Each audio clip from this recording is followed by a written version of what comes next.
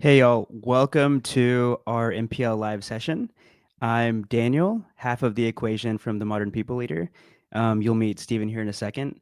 If this is your first time with us, we're so happy that you're here. And if you're a longtime listener of the show, welcome back. Today we're going to talk about something that we feel like is way overdue for a rework, and that's leave management. So we're going to be talking about what's broken, what's outdated, and what actually works in the real world. And we've got an incredible lineup for today. We've got folks from Tilt, Bereave, CoLab, and Parentaly. But before we get into the session, we want to kick things off with our favorite MPL tradition, which is good news stories. So if you've listened to the show, you'll be very familiar with this. We all share a personal or work-related story from the last week or so. It could be something personal, it could be something work-related. And since there are a few of us on here, I'm happy to go first. And so my good news is that we're 2.5 weeks out from the due date of my first kiddo. Her name's gonna be Lena. And so yeah, wanted to keep it on theme today. But yeah, I'm super excited and she could be here any day now. And to keep it going, I'm gonna pick on Jen to go next. Congratulations. You have an army of resources here to help you in the next couple of weeks. So you'll have I to really put do. now. Yeah.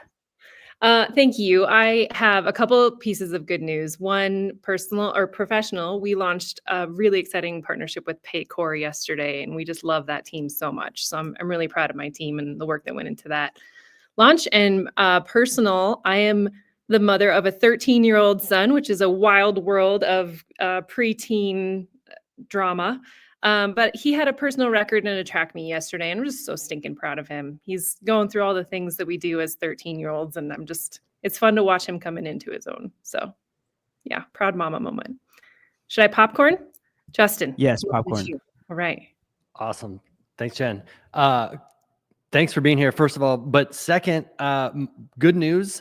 My boss granted me the time off tomorrow afternoon, so I get to take our 8 and 5-year-old sons camping for the first time.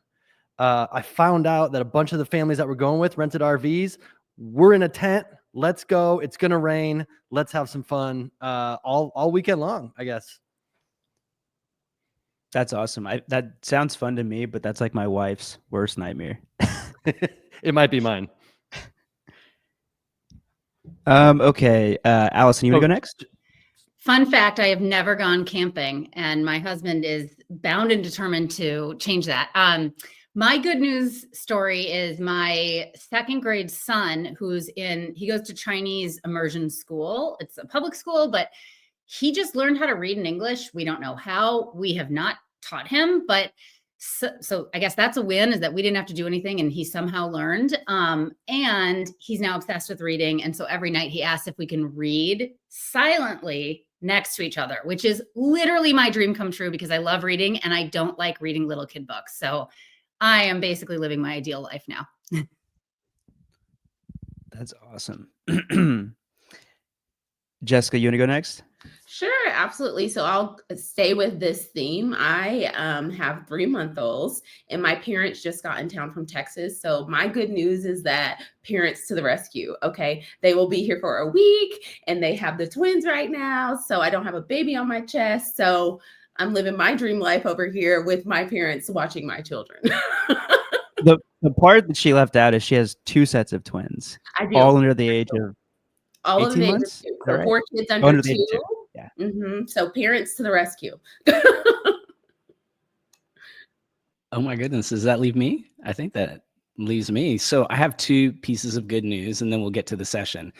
First, my personal good news, we officially have a venue for our wedding, which has been stressing a lot of people out because the wedding is July 6th, so in Costa Rica. And turns out we will be able to have our ceremony in the cloud forest like we wanted to, which is my dream setting. So we're super excited about that.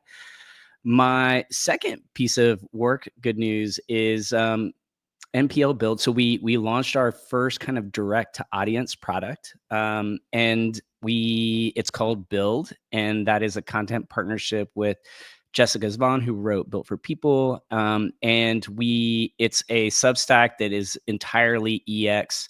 EX is a product focused, and we're number 11. We launched last week, and we're number 11 on Substack's list of fastest growing business newsletters, which is just like mind blowing. So that's my work good news. Super exciting, and super excited about our session like right now. This is quickly becoming my favorite type of podcast that we do, or session, and so I want to jump into today's topic, which is leave management, and what's broken. What are the emerging solutions for the modern people leader? And so I want to start today, and we're just going to jump right in. There's a lot that we want to cover today. We've got like an all-star panel for this conversation. And so I want to start with a hard truth, and that is leave management is messy. And it's, in my experience, it's often viewed as a compliance headache or something, an administrative part of HR that no one looks forward to. It can be problematic. So, there's ripple effects into, some of the issues that you can run into. And that's where I want to start. And so to kick things off, Allison and Jessica, let's talk about what's broken. And I'm gonna pick on you, Allison, to start us off. No pressure. Yeah, I find this space, obviously I'm biased because I live and breathe the leave of absence space, specifically parental leave. But I think when you take a step back and look at the leave of absence space, it's so challenging for a variety of reasons. And I kind of view this as there are three big buckets of challenges. The first, as you mentioned, is the compliance, filing, pay side of things, which is, it's almost obvious why that is so critical. You have to do it as a company. It is something that if you do it wrong, there's all of this legal compliance risk. It's also really important, obviously, to employees to make sure that they get paid when they should get paid. So it's incredibly important. And it's also really hard to get right. There are different laws across different states, different ways of structuring this with different types of insurance and whatnot. So that is one huge challenge within the leave space. But then there are these other challenges that come after that. So in my view, and what I've seen a lot of companies look at this problem is they have to tackle that first bucket first, and it's really hard to get right. But then there are these other two buckets. And the second one I would say is sort of the business continuity and career continuity bucket, which is really where I live and breathe every single day. So, okay, great. We've figured out a system or brought in a vendor to Tilt to support that filing and leave experience. But now we've got to figure out managers who say, well, how am I supposed to deliver when I'm one or two people down? And the sales rep who says, well, what do I do with my prospects? Who's going to take over my deals? How will I be paid for these deals while, I'm out on leave? So it becomes more of like this business problem at that stage to figure out what in the world do we do now that we've nailed sort of like the logistical side of pay and policy of like, how does this actually work in practice? And then there's this third bucket, which is what is happening at home that maybe isn't directly related to work, but is actually very much impacting the way that you show up at work. So whether that is lack of childcare, if you're returning from parental leave, or you don't have backup care, these are things that historically it's been sort of like, well, that's the home life thing, right? But it is actually very related to the employee experience and how they show up for work. And I think what makes these three buckets really interesting or challenging, depending on your attitude towards if this is fun or exciting types of challenges, is who should be involved in the solutions. The first bucket is fairly clear. Yes, that is absolutely HR's mandate to figure that out. The second and the third become really interesting because I think everyone can relate to the fact that like HR can do the best job on the planet, but if your manager was awful to you or said the wrong thing or excluded you from something, it almost doesn't matter what HR did, right? And so this is where this gets really interesting because all three of these buckets matter and they're also owned by different people or many people all at once. And so I think where this conversation today gets really interesting is what can HR do? What should they be doing? Because even if they're not necessarily responsible for that third bucket of, what happens at home, or the second bucket, there are a lot of different things that HR leaders can do to support the rest of the company in creating that environment that is most supportive. Love that. All great points. Jessica, that's a perfect segue also. So Jessica, what's your perspective on this? Yeah, so I want to give context that I've personally been through 2 leaves. I'm actually currently still on parental leave until mid-May. And then I've also, as an HR exec, I've administered leave. So I'm coming at this from 2 sides, but I definitely think nowadays coverage needs to feel like you are being supported. So it needs to feel supportive. If you're just doing the compliance part of this, where it's just, this is your paperwork, this is what you do, people are not receptive to that right now. Like, they want to feel like you care. And so the flexibility, feeling empathetic, like they can actually talk to you, that is non-negotiable now. I feel like in the beginning of my career, about 12 years ago, it really was just send you the documents. You send me back the documents, leave, good luck, let me know when you're coming back. Whereas now that's not the case. People want to have conversations. They want to feel like you're invested in them actually coming back, because they're juggling caregiving or mental health or whatever is going on in their real life. It's bigger than approve this leave and then just come back to work. And so thinking about it as like a whole, like bring your whole self to work, this is a whole person experience. It's not just here's your leave and come back whenever you're ready. And so the policies need to feel like there is more to it than just the paperwork. So even just having a conversation with somebody, and I feel like a lot of times HR practitioners, we get this stamp on us of like, it's reactive instead of being proactive. And so kind of getting ahead of things, like what is something that someone needs? A lot of times when I'm administering leave, I will tell someone like, let me know and let's have an interactive conversation about it. And I want you to feel like I'm basically holding your hand the whole way through. No matter what you're going through, I'm going to hold your hand. I'm going to be there. I'm going to follow up with you. You let me know how much you want me to be involved, and I will take your lead on that. And to listen more and assume less. So don't make an assumption.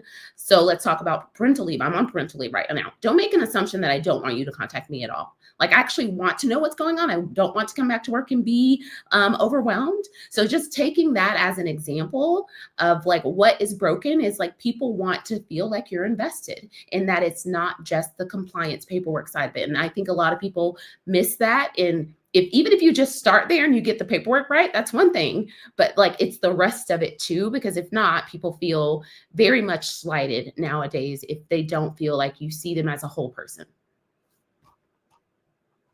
Oh my God. I love that framing. Leave should be approached as a whole person experience. I mean, it certainly wasn't the way it was handled, way back in the day when I experienced it personally, but it makes complete sense. And so, Jen, I know you've seen the operational side of things up close through your client partnerships. And so share with us like what's happening on the ground. What are some of the things, the recent things that you've been seeing with your clients? I don't think Allison and Jessica could have painted the table any more accurately. It is exactly right on to what we see with our HR business partners and our payroll teams. And I would add that every single day there's more complexity put on their plate because this leave space is so dynamic. So they are having to grapple with what was a paid leave law in California last month potentially has changed. And the bar of knowledge retention has become, in my opinion, completely untenable for anyone in the HR profession to have in their head anymore. And so our heart really goes out to our HR partners to have to navigate an increasingly complex and increasingly convoluted and ultimately fear-inducing landscape as they're trying to do what they do best. I love to Jessica's point, which is be an awesome human and be there for the human parts of leave. So that's where there's no better application for technology, in our opinion, than to automate the automatable. This is a largely, as you've heard, compliance-rich space that needs a bunch of logic put behind it. And there's tens of thousands of permutations of a leave. So let's automate that so that humans can come to the forefront and be supported through any number of constructions of leave. And at the heart of it, and I want to amplify the message from Jessica, it is a solution of one. Solutions of many or peanut butter spread just simply does not work anymore. So any type of orientation around that is just falling on its face. It really truly is so personal, so personal. There was a comment, and as we were talking, and we don't have time to dissect this right now, but it's regarding the manager-employee relationship, how important that is. So I'm just earmarking that so we can come back to that later. But we need to keep moving because there's still a lot that we want to cover. All great, great framing of the problems that companies are dealing with, and so one of the things that people love about the modern people leader is that we're having real conversations, and it can be hard, especially within HR, to feel like you're getting not just a templatized information that's repeating over and over. And so I want to call this is like the let's be real segment for me, and this is a safe space, and we all have war stories about having someone we know having had a terrible experience, or companies just completely blowing the EX side of things. And so Jessica and Justin, walk us through a couple of recent examples of what happens when leave management goes wrong. And I'm going to ask Jessica to kick us off. Yeah, so I want to preface this by saying that I have had amazing leave experiences. Like even my current leave, like it has just been so kind and so gracious, my team, but I should not be the exception. And I realize that I am the exception, and it actually like hurts my heart that most people don't have the experience that I'm having right now. A lot of people haven't experienced, like some examples that I have personally seen is someone goes on parental leave, but their manager continuously is just checking in or needs updates from them on their on things that are going on. So they didn't necessarily do any prep before they left. And so now things are hanging and they need them to check in frequently. And that's via text message, that's via Slack, that's like, can you jump on a call with me? And a baby screaming in the background, that doesn't feel good. So I've seen that happen. I've had someone be approved for intermittent leave. So this person had a medical situation where they needed to go to several doctor's appointments. So they were being approved for leaves. And they were scheduling these doctor's appointments to be take half a day situation. And then they were now seen as they're not committed enough. They're not committed enough because they are taking days off before all these medical appointments. But it was approved. And this is something that they are still getting their work done, but now they're not committed. And that was the feedback in performance reviews. And then when parents return and feel like their job has kind of been edged out of them, like other people have taken over a certain task and they're not giving those tasks back, or they feel like, why is it that when I came back, no one even acknowledged me, or, I wasn't really welcomed back. And so those are three examples that just hurt your culture because other people are seeing this. And so I, in those situations, I saw that and I knew this was before I had kids that oh, wow, that's going to be my experience. How am I going to feel when that happens to me? So not only is it happening to that one person, people are seeing it and then making decisions on if they want to stay at that company when they have to go through a leave experience. So it's much bigger than the one person, one experience, because everyone is seeing what's happening. And I actually chose to leave an organization because I knew when I wanted to have kids, that was not the place that I wanted to be when I was going to have my kids. So keep that in mind, because I made a decision to leave based on what I saw there. It's so interesting. And what's coming up for me, Jessica, is that most, if not all of those are avoidable. Yes. These aren't super complex things that, couldn't have been prevented. And so interesting. So Justin, what do you have for us? Yeah, a couple things. First of all, so much of this is controllable. These are choices that we can make. Okay. So if you're thinking about leave, if you're thinking about your policy, if you're thinking about how you support people, think about the choices that your organization can make. Kind of to Jessica's point about people leaving. Jessica left before she was going to have kids. We ran a poll at Bereave, and we're going to look at this through a little bit of a different lens than parental and talk about bereavement leave. But we ran a poll last year. About 500 people replied, and we asked one question, which was, if you've suffered a close loss, did you leave your employer within 12 months? 51% of those people said yes. And there are a lot of reasons for that are controllable, that are not controllable. We can debate that all day. But the fact of the matter is that a lot of the people that we hear from we're in situations that are controllable. One of them specifically, and we've got thousands of awful stories. We've got some beautiful stories as well. But one of them specifically, a woman lost her husband. She was given 30 days by the executive team. And they kind of just said, hey, 30 days, like, go do you, don't pay attention, did all the right things out of the gate. But when she came back, she had teammates asking her about her vacation. She had customers saying, I didn't realize your company offered sabbaticals. That's so cool. You must be so well rested.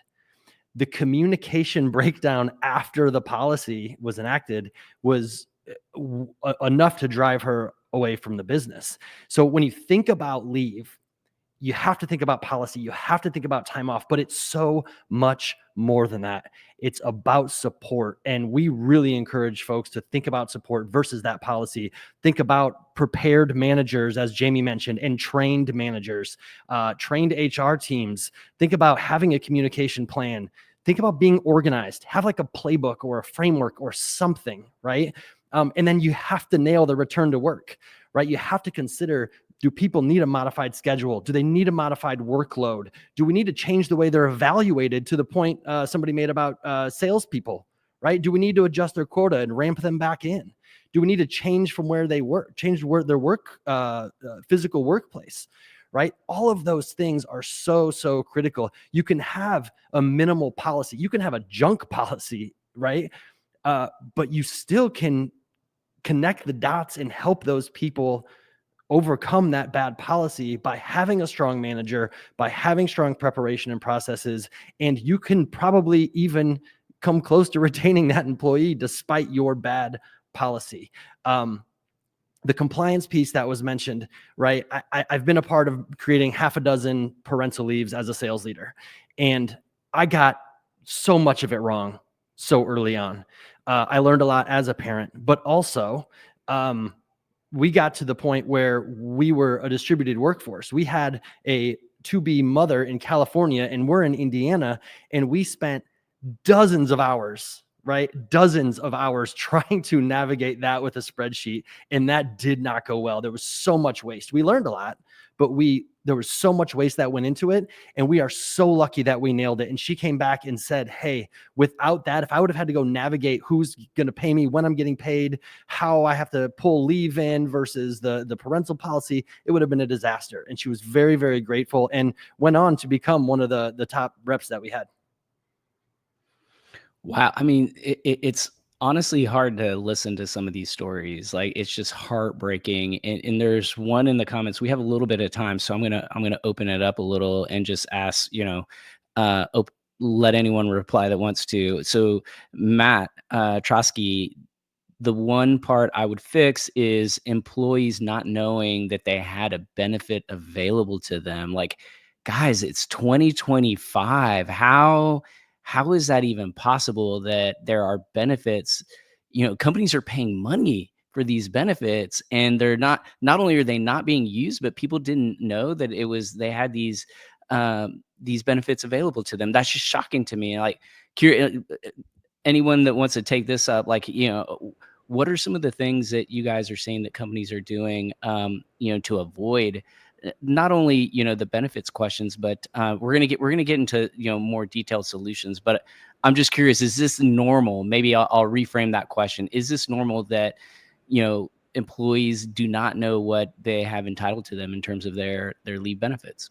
I'll take this and I'll say absolutely that's true. And one of the things that my team does is we do a Monday, did you know? And it's not specific to benefits, but we will literally say, did you know that you have this benefit?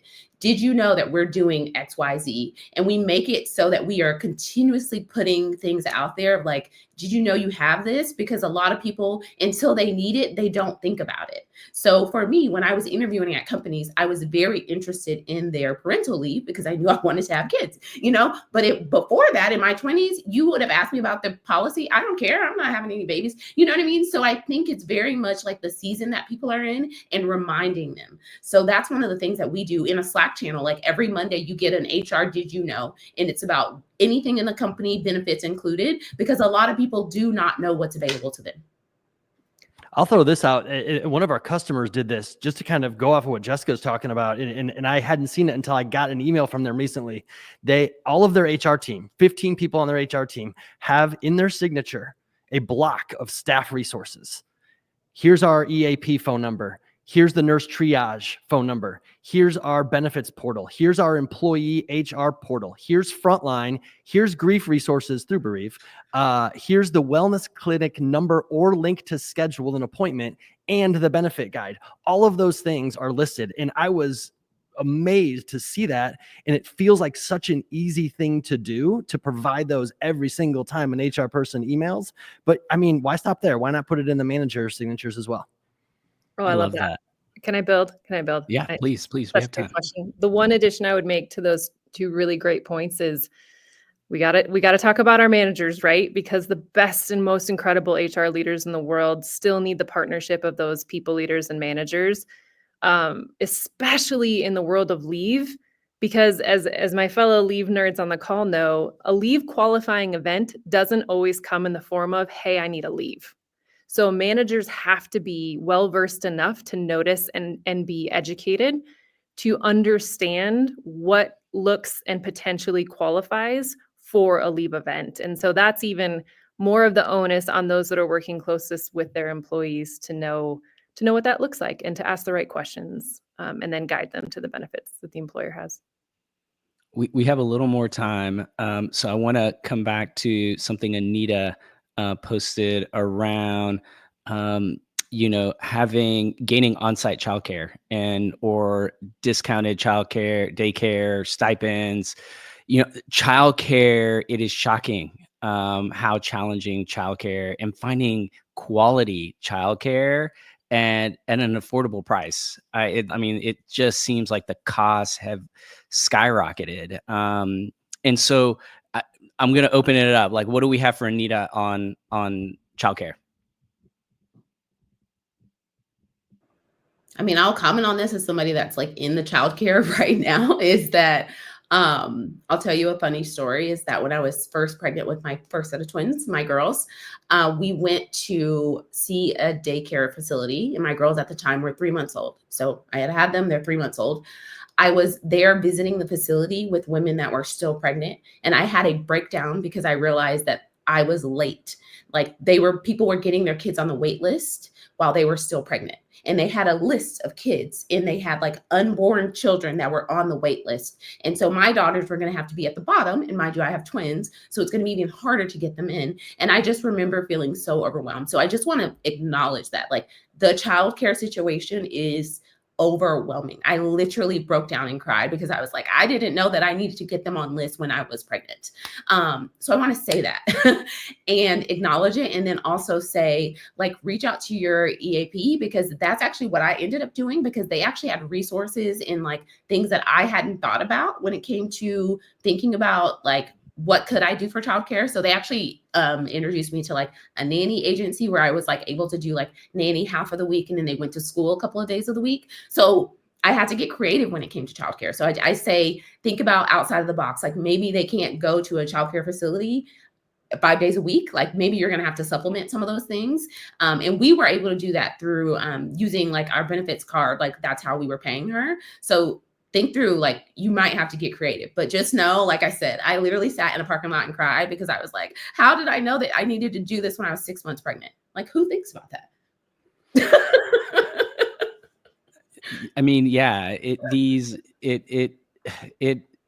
is, you're not going to catch everything. And that's the reality. And I know this through having a co-founder who is literally working on planning all the details, and with Daniel having a little one on the way. Sorry, Daniel, to bring your personal story into this, but there's just so many things involved. So I do want to move on to the next segment. And I feel like the next segment is really, we started getting into solutioning, but I feel like that's the hard part of the conversation. But it's also the most important. And for me, it's really where the rubber meets the road. Like, we all have problems, the organizations we work in, there are challenges and that, but we can't stop. We have to find solutions. And so, for the next segment, I want to shift gears to solutioning, keep going down this path. If we know what's broken. What can we actually do about it? This is very similar to MPLs. If you listen to the Modern People Leader podcast, we do rapid fire questions. So this is a rapid fire segment. Each of you will give us one story, one lesson, and one actionable solution. These should be based on real world examples that you've run into, something that, that everyone could potentially take with us as an action. And so, Justin, you're kicking us off for this segment. Yeah, thank you. So much time is trying to spend figuring out who gets how many days in bereavement based on relationships and trying to figure out this policy, but so little time is actually spent on that employee experience. And there's plenty of awful stories out there, like I mentioned, but I've got actually 3 quick hits that have meant the world to people that we've talked to that cost very little, if anything.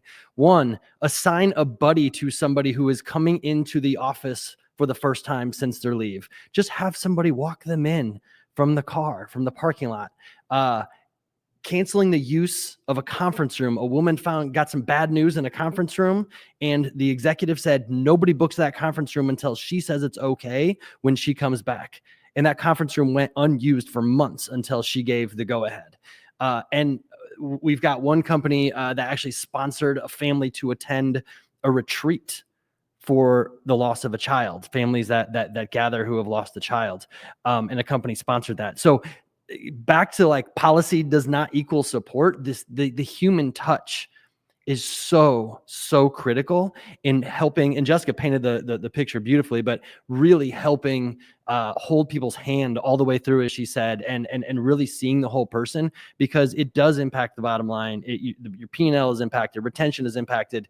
Train managers to lead a little bit with empathy and a whole lot of understanding what's available, and that human touch is gonna surface pretty quickly.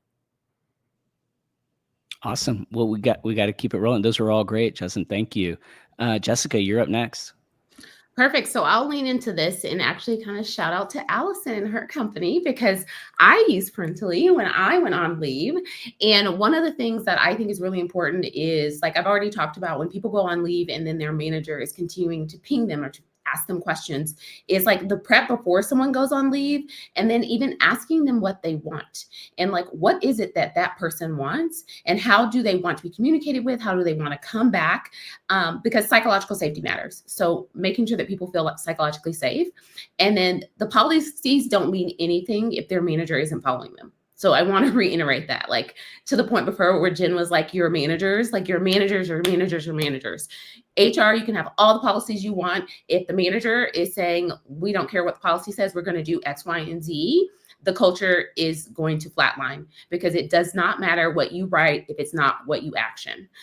So train your managers and follow up with them on like, what are they actually doing? Because the just one question or like, let me just check in with you, if it doesn't stop, it's going to continue to be a problem. And then projects, like make sure you're reassigning projects, like give the person back what they left. I would have been devastated if I would have come back from parental leave and one of the major projects I was working on was taken away from me. I absolutely would have really crushed me. And so ask people, like, do you want this back? Do you want to help the person that was doing it while you were gone? Like reassign thing and like just create boundaries, because it's very important. And I think instability comes when you don't know where the boundaries are when you come back. You're already coming back. You don't feel like yourself most times when you come back. That's how I felt. I felt like a completely different person, because I was a different person. I was a mom. I came back with 2 babies. Then I came back with 4 babies. Like, you know, like I was a different person, and I needed those boundaries to be clear to me. And if they would not have been, I would have been on shaky ground.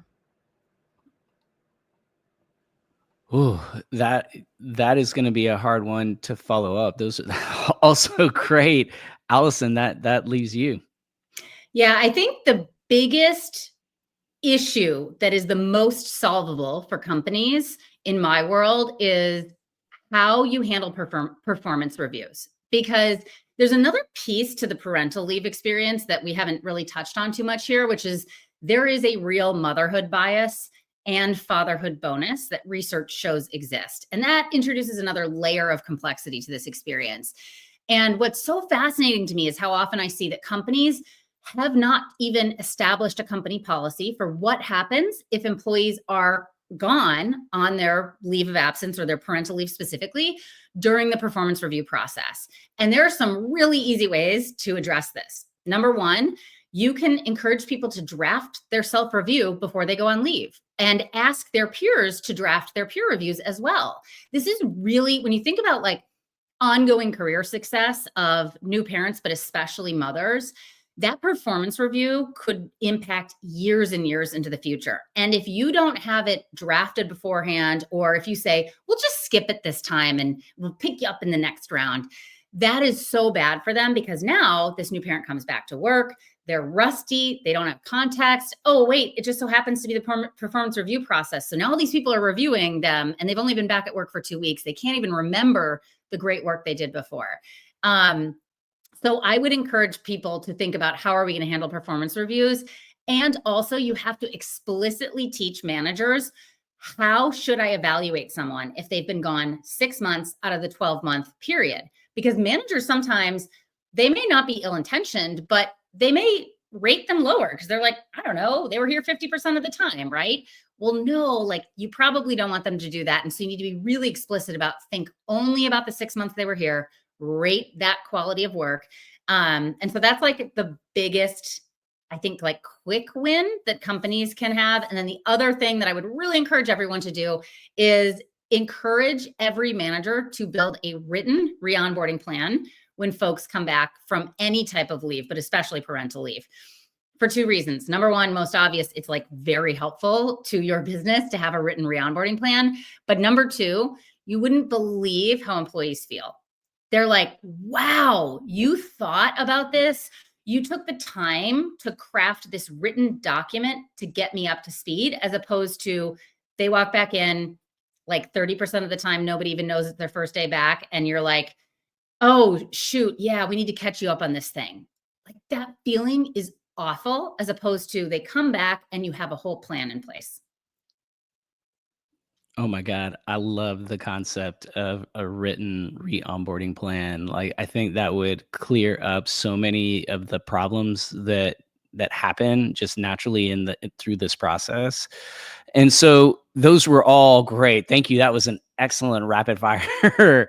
um, I want to unpack some of these, and Jen, I want to start with you, given all the experiences that you've had. And so, are any of these in particular relatable to you in the conversations as it relates to the conversations you're having?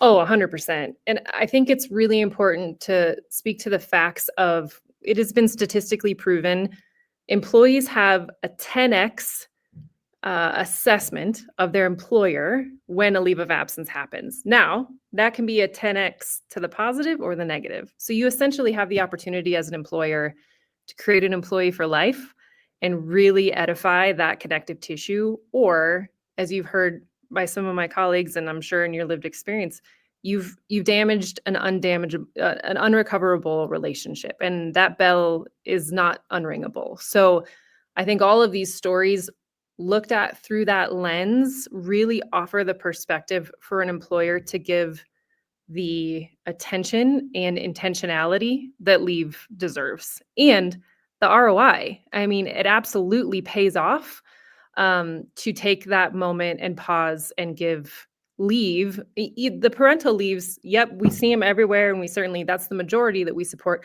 But there's also a whole variety of unexpected, unplanned, incredibly urgent, life-altering experiences that necessitate a leave. That's even more of a pressure cooker for the employer to be 10x better or 10x worse. So I really just encourage the HR and people leaders on the webinar to think about, slowing down, asking the questions, leaning in, and getting really personal when a leave happens. Love it. We have a few more minutes, and so there are a couple of additional things that I want to. Again, I'm just going to open it up. I'm going off script here, guys. I hope that's okay. But it relates to what the comments we're getting. And so the first thing, I'm hearing some themes as we progress through this conversation. One of the themes is the manager-employee relationship. And, that is something that Daniel and that's a theme that one of the all-time themes that we heard on a recurring basis on the Modern People Leader, just, across all topics, not just leave, is that relationship. And I have a belief, a hypothesis that investment in that, the manager tools to be successful with their employees is grossly underinvested. Like there just isn't enough put in to help managers succeed in their jobs, which seem to be increasing over time. Like the manager responsibilities, it just keeps growing and growing and growing. I've joked, it's like never been a worse time to be a manager. And so, with that said, if we can drill down into that a little bit more, like what do companies typically do for managers, and what are like, historically, what have they done to like help managers, and like what are the emerging practices? Like what are the best practices here on really ramping things up for managers to help them be successful in these really tough situations, which can be. And I'll let you guys self-select. Yeah, I'll jump in Jessica, here. So let's be honest, most managers are given no training. So the most managers, what happens is you are good at your job. So let's say you're an engineer, you're a great engineer. So then of course you move to the next level because you get more money in the next level. So one of the things that most companies nowadays are doing are saying, we're going to do individual contributor and we're going to do manager. So if you want to be a manager, then you become a manager, versus that's the only way to move up, or that's the only way to get more money. Because that's where the problem lies, is that some people don't actually want to be a manager. And so they get in these management roles and they have management responsibilities. They have to do things that are outside of their wheelhouse that they don't actually want to do, but they were put in situations that they had to do that to get more money. So that's like problem number one, is like have people lead people that actually want to lead people. That would solve so much. And then the second part of it is the training. So I definitely think nowadays you need to train people before you give them other people to lead. Because a lot of times, I always say this on LinkedIn a lot, I learned how to be a manager from people that were not good managers to me. And that should not have to be the way that you learn. Like, I hope that my team would say something different. I hope that they would say they have learned how to lead and how to be empathetic and how to be a people leader because of the things that I did for them, not the things that I didn't do for them, because that's how I learned. And so I definitely think there's a gap there, in that a lot of these problems stem from the fact that some people don't actually want to manage people, and that should be okay. I love that. And, I agree. It's good to hear what you said. And I've got to imagine that there are some low hanging ways of doing that, where you take your leave policy, you run it through Chat GPT, you get a summary in the format of like, repurpose this for, how a manager toolkit, and create a Zapier, a Zap that will, anytime your HRIS shifts, an employee or a manager has an employee that's on leave, send them this summary of the leave practices. I feel like there's got to be a way with AI to like guarantee that loop is being closed. But go ahead, Daniel. And also something that Jessica mentioned earlier about how, for every person that goes on leave, the solution is going to be unique to their specific situation, and how, some people might not want to be communicated with that entire time they're on leave, whereas others, like Jessica, they want to stay in the loop. And so how do you train managers to create like these one-of-one solutions for their people? Can I jump in on that real quick? Just because we see that all the time. People tell us all the time, like, you can't SOP grief. I disagree. The SOP isn't the things that you have to do. The SOP are the things that you should consider doing every single time. They might not fit everybody, and that's okay. But I use the example all the time. I lost an uncle in 2017. I was not close to my uncle. I went to the funeral and I came back the same day, right? I was focused on supporting my father, right? But after that, right, I know I went to high school with a kid whose uncle raised him, right? That same person is held from a policy perspective and treated the same way. But if you have an uncle that raised you, you probably need a lot more considerations than somebody like me who had a very lightweight relationship with that specific uncle, right? So thinking about the considerations, making it an equitable journey because you are making the right considerations every single time does not mean you need to do the exact same thing for everybody, because that just wouldn't make sense. And this Totally. is going to sound very self-serving to Justin, Jen, and me, because we all have businesses in this space. But I would also add to this that managers are being asked to do 1,000,001 things. And so like the idea that HR alone is going to be able to do this and support them, it doesn't work as well as when you work with a Bereave or a Tilt or a Parentaly. And I think a lot about this because since I only work on parental leave and the manager is so important, I think of it in a little bit of a different way, which is how do we actually take a lot of the work off of the manager's shoulders? Because right now, if it's just manager and employee, they have to figure that out. And like, let's be real, the person going on leave because they're expanding their family, this is their number one priority. The manager, it's like number 19 on their list. It's never going to be number one. And so even good managers, like they're just never going to spend all the time figuring out how to be an expert in handling this thing that happens once or twice every few years to them.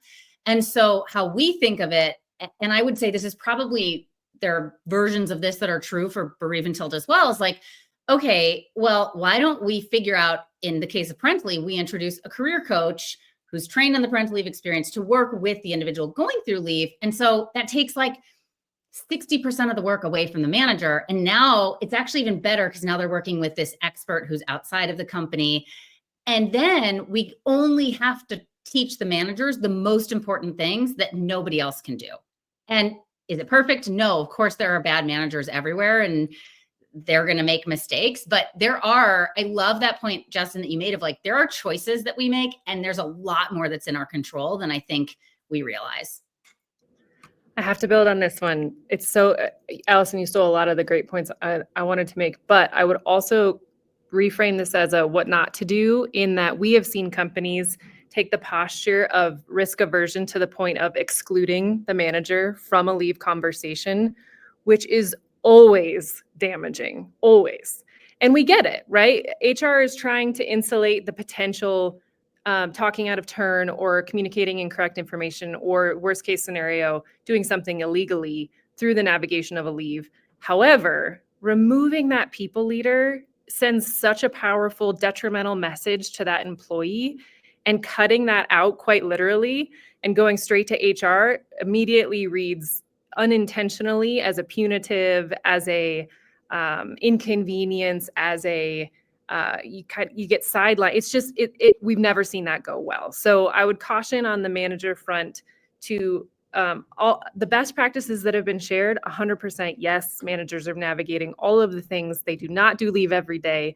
Please don't expect them to know exactly the right thing. Please empower them to say, you know what, I don't know, but I'm going to find out and I'm here to help, before trying to guess what the right thing is. But please think carefully if there's an orientation to exclude managers, because they absolutely play the most powerful role, in our opinion, on a successful leave. I'll echo that. And I kind of have taken the idea that I think there is a massive unlock in all of the businesses trying to figure out how to grow, how to create more revenue, how to keep their customers, how to do all of those types of things. I believe if they spent 3x the amount of time, which is very little time that they spend right now, in manager training, teaching people how to be better people leaders, I think there's an unlock there, right? And I think there's a really good opportunity to create not just an amazing culture, but to compound an amazing business, to be able to hit next levels just by getting into that middle section of the business. And so one last thing I want to touch on, and then we're gonna turn to Q&A, and that is there was a point made earlier. I believe Ashley made the point on compensation and not knowing anyone that has gone on leave that did not have some sort of compensation impact. And I'm paraphrasing, so Daniel, help me out if you can, if there's something there. There we go. And so let's talk about comp. We talked about performance, and there Allison, you shared some great things and how to look at performance. Um, you know, there's a tie between performance and comp. And so I'm just curious the panel's thoughts on like I agree with this. Whether you in some case worst case scenario, people are taking steps back. And best case scenario, you're like flat. For like it feels like you're being penalized even at flat. And so I'm just what are the norms and what comments do you have on this? I can say just from an HR perspective, so I'll give you two insights on this. So one, my own insight. When I first had my daughters, I actually didn't know anyone that was at my level. And at the time I was a senior vice president, I didn't know a single person that had gone on leave and like came back at my level and ran an entire department. So that was something that I was hyper aware of. Like I had actually a lot of anxiety about like, how is this going to impact me? Like what's going to happen? So I had several conversations with my CEO about it, with my COO, who I reported to. So I want to just acknowledge that like, that is a real fear. Like I was absolutely terrified, like what is going to happen? Because I don't know anyone else that was at my level. And so those were conversations that I had.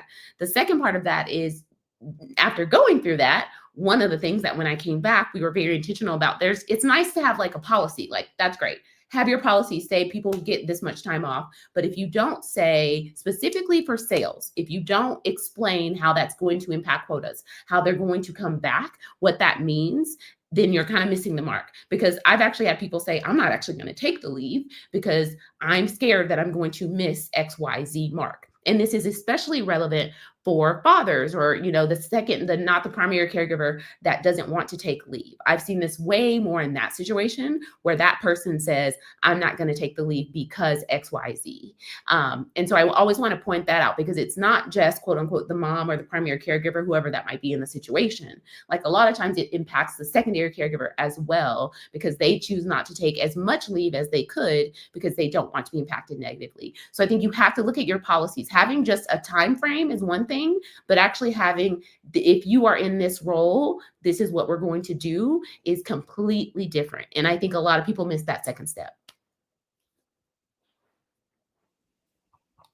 Any other comments from the panel? I mean, I could spend. This is one of the hardest go ahead. things ever to figure out. Like I've actually never seen a sales comp plan for parental leave that was perfect. So I think that there's just like, think about the comp plan. I put a link into something I wrote. It's very complicated. Depends on the role, the sales cycle, all of that stuff. But don't forget a ramp period.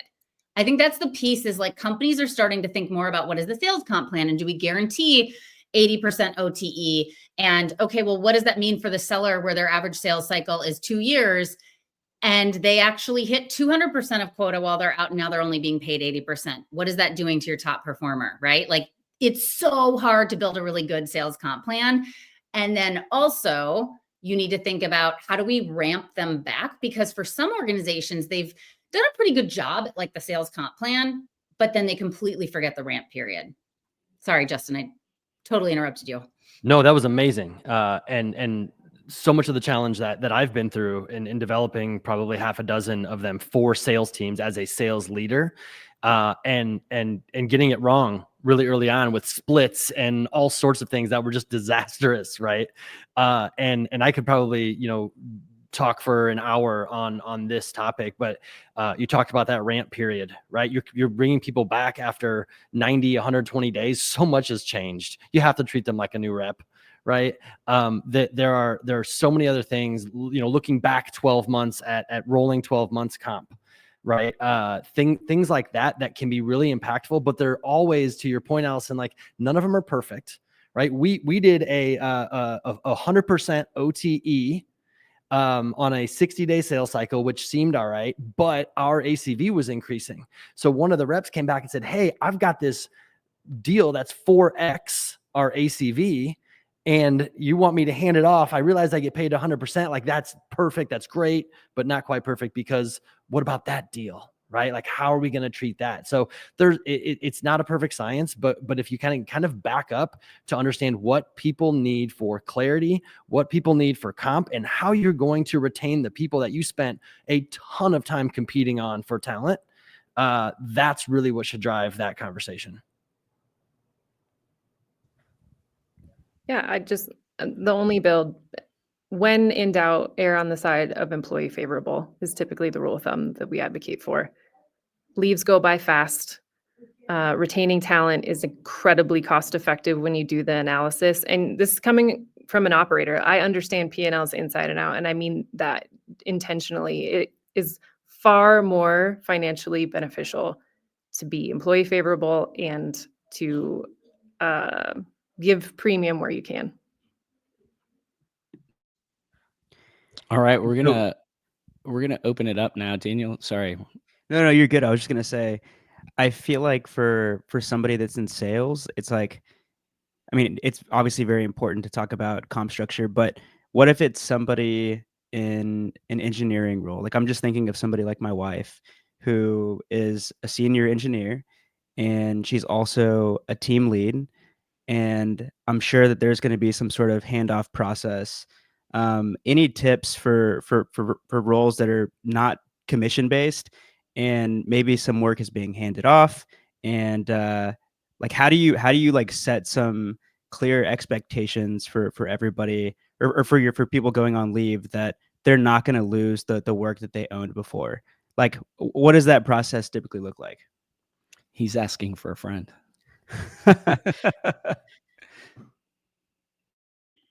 I don't know if I can answer that in like under an hour. No.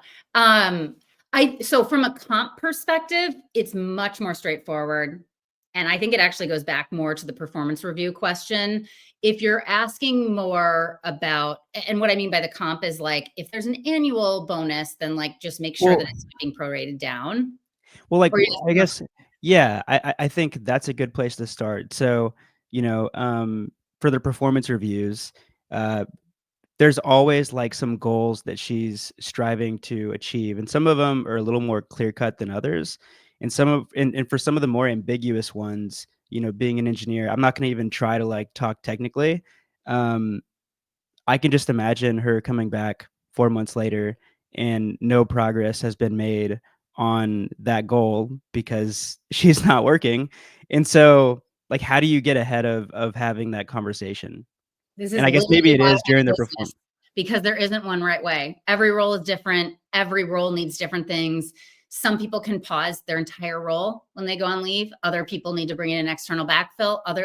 It actually looks very different based on every person. Not only what is their role, but what are their career goals and what do they want to come back to? And when they come back, do they actually want the same things they thought before they went on leave? So I'm giving you a terrible cop-out answer of like, it depends, which I totally realize.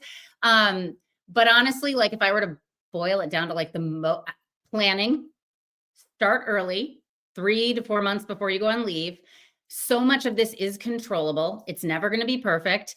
And you should start from a place of being very vocal about what you want out of your career. That may change and that's fine, but assume that how you feel now and what you want when you return will be true, and build a coverage plan with that in mind. Make sure your boss knows, hey, I'm really gunning for this promotion. And so if this opportunity comes up while I'm on leave, I don't care when, if I'm 2 weeks into leave or 2 months into leave, send me a text and let me know.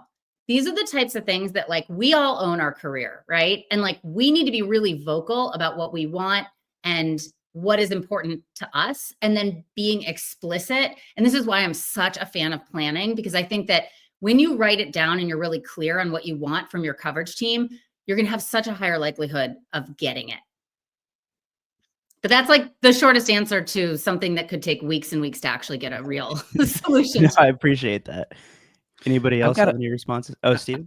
Yeah, I just want to move on just because so we can get like maybe one or two things snuck in before we wrap up. Jennifer made a point earlier. People just want to be treated like people and not have the stigma of using leave many times, which is a company provided benefit.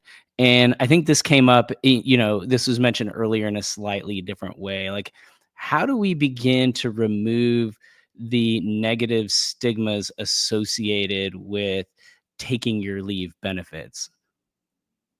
sorry if that's a basic question, but I do agree with this point. And some people are going to boldly take their leave because that's who they are. But a lot of people just don't want to rock the boat. And culturally, I was raised as someone, you don't question what you're being told. You don't, like, especially in a time like being out, like, mijo, you need to have a job when you're back. So I'm just curious what the perspective is there. I kind of want to jump in here. So what I'll say is just a quick story is that when we had our first set of twins, my husband was working at a different law firm, and there they technically had 6 weeks, but no one there had taken more than 2 weeks. So put that in perspective. The policy said 6 weeks, but no one there that was a father had taken more than 2 weeks. And so when my husband said he was actually going to take the 2 weeks, it was kind of a like, are you sure? Like, you have some cases that are about to go to court. Like, how are you going to do this? And he actually got some pushback for that. So I want to acknowledge that, like, the penalty comes when when the standard is not what you're actually saying, So you say people have 6 weeks, but then you shame them when they take it. So I just want to say that, like, you can't have one thing written down and then enact something totally different and wonder why people don't take it. So I think that is actually an issue that comes up quite a lot of, like, what are people actually doing? And it needs to be modeled by leadership. So if your leadership team also that needs to go on leave is not actually doing it, then you're telling people that they shouldn't take it either. Oh my God. I feel like we could keep going for another 30, 40 minutes, maybe hours. But we have 1 minute left, and we have one final tradition on the show, and it's something that we call one word close, one word or phrase. So it could be one word, it could be a few words, just anything that's coming to your mind as we close out the call. And Steven, since you're familiar with this, I'm going to pick on you. What do you have? Yeah, I'm gonna go with hope. I feel like that things are changing for the better with respect. The fact that we're having this conversation, the fact that there's so much interest, our audience joining us, thank you so much. But I'm going with hope. Jessica, what do you got? I'm going to go with compassion. I think the way to do this is to be compassionate, and that means a lot of different things to different people. But when I think about leave and the experience that I've had, which has been very positive, people were compassionate with me. Allison? Motivated. I think anytime you get these people in a room talking about this and see the chat, it just motivates us so much to do better and keep talking about this really important topic. Justin? Preparation. So much can happen if you just sit down and think through it and talk to some of the people who have been through it, and put a plan together. Jen? Revolution. It's time. Let's change this for the long haul. We got to do better for our kids. So it's time. And I'm going to steal Matt Trotsky's. I'm going to say managers. And that's a wrap. Thank you, everybody, for joining the session. Huge shout out to Tilt and Jen and the whole team for this conversation. And if you want to go deeper, there's actually an ebook that's coming out from Tilt here pretty soon. And so if you want early access, comment in the chat with early, and we'll make sure that you get it. And with that, I think it's time to close out. Thanks, Bye, guys. everyone.